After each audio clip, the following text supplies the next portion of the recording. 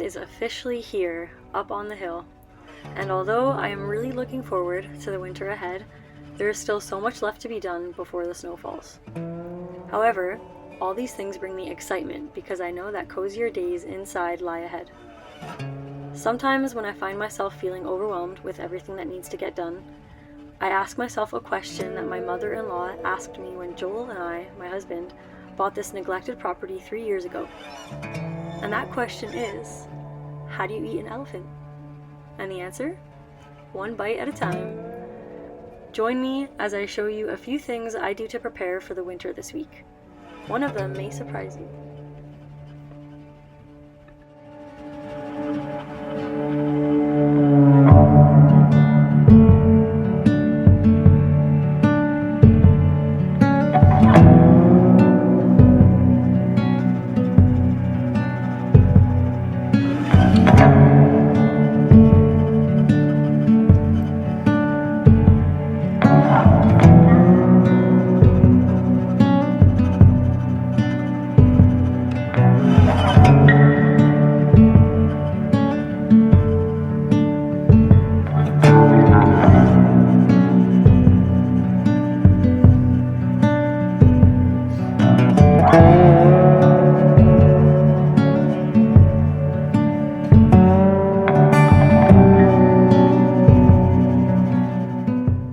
Of course, what fall video is complete without a batch of homemade tomato sauce canning?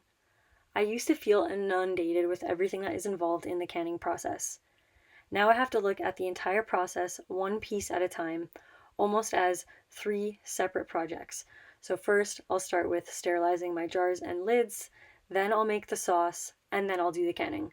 It is a bit of a mission, but I feel like I've got it down to a bit of a science, at least with tomato sauce, that now I feel a little bit more relaxed. Just with anything, once you do the same process over and over again to the point where you no longer have to reference a resource or a book or a video, it becomes not quite second nature, but at least something you don't have to think about, therefore alleviating a lot of the stress and pressure, and you can go about the process without referring to anything. And that to me allows me to enjoy the process and make sure that I get it done. Usually I will add some basil or a garlic clove to the bottom of my jars. In this particular batch, I was very determined to just get the job done, and I rather have the job done than add anything else that will make the activation energy just a little too much, a little too high, that the job doesn't get done at all. So that was this day for me. I just wanted the sauce done. This year we harvested about 150 pounds of tomatoes. Now, this wasn't our best yield that we've had on this property, but we were very grateful for the number, especially considering we accidentally planted mostly cherry tomatoes. Having said that, this is my last batch of tomatoes, and I am very happy about that.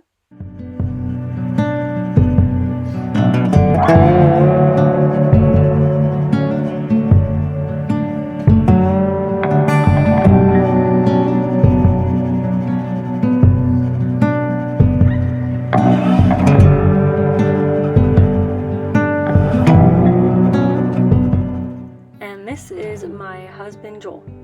He is a plumber by trade, but on this day, he is a gutter installer. This property has challenged Joel to be a jack of all trades, and he is what makes this property so functional and comfortable for us and our growing family. Watch, you'll capture me falling off the ladder. Joel's last moments. Have I?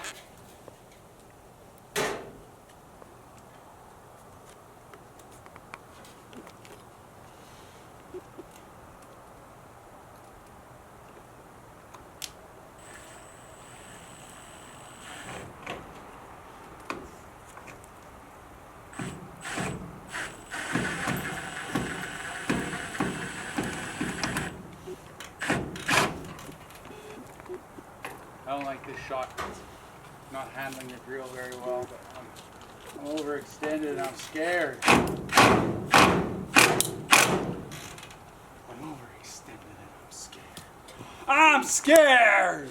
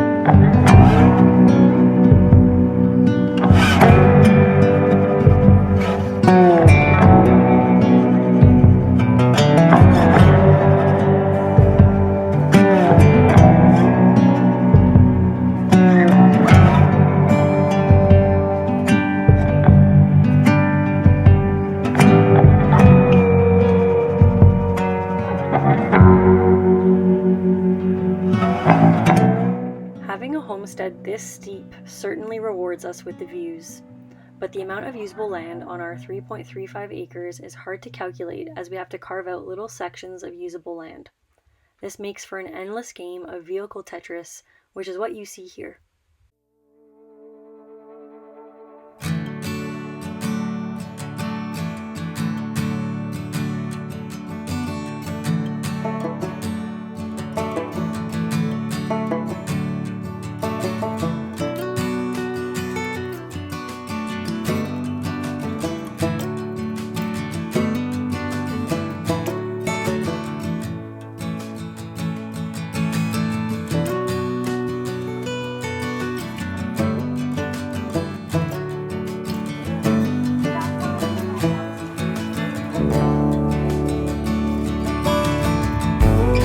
This week, I really wanted to collect a load of manure for the garden.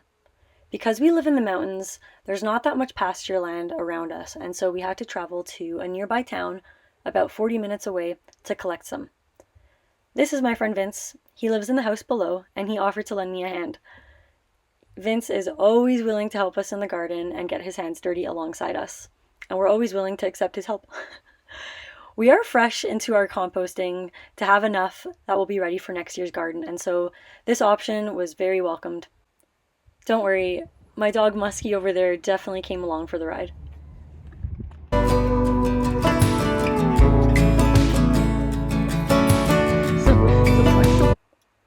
Here we are collecting the compost. The composition of this compost was a little high in nitrogen, which I'm hoping to offset with a load of manure.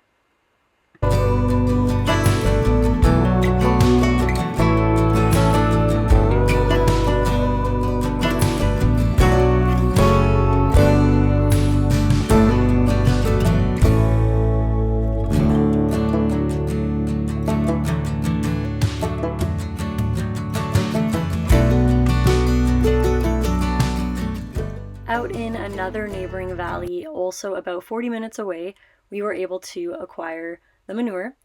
However, unfortunately, the driver did shatter our windshield, but the plus side to that is he also offered us unlimited free manure for life, in addition to, of course, repairing the windshield. So it was hard to complain.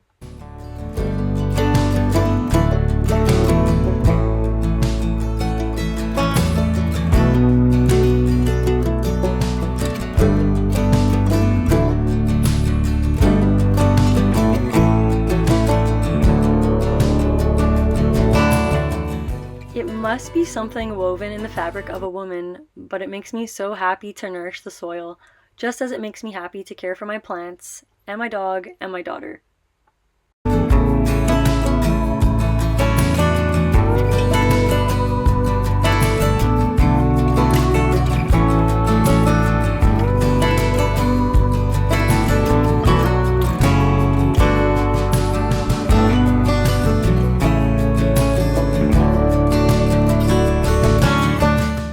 This is our 3rd year gardening on this property, but only our 2nd year gardening on this tiered garden. Living here makes gardening certainly beautiful, but slope retention is always a battle for us. Luckily, we managed to retain our garden with rocks found exclusively on our property back when we excavated this area a couple years ago.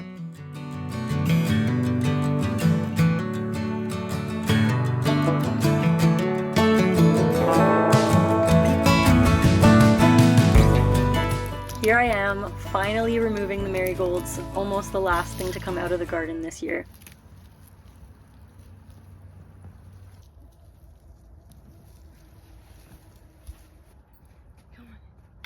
Ooh, honey, honey.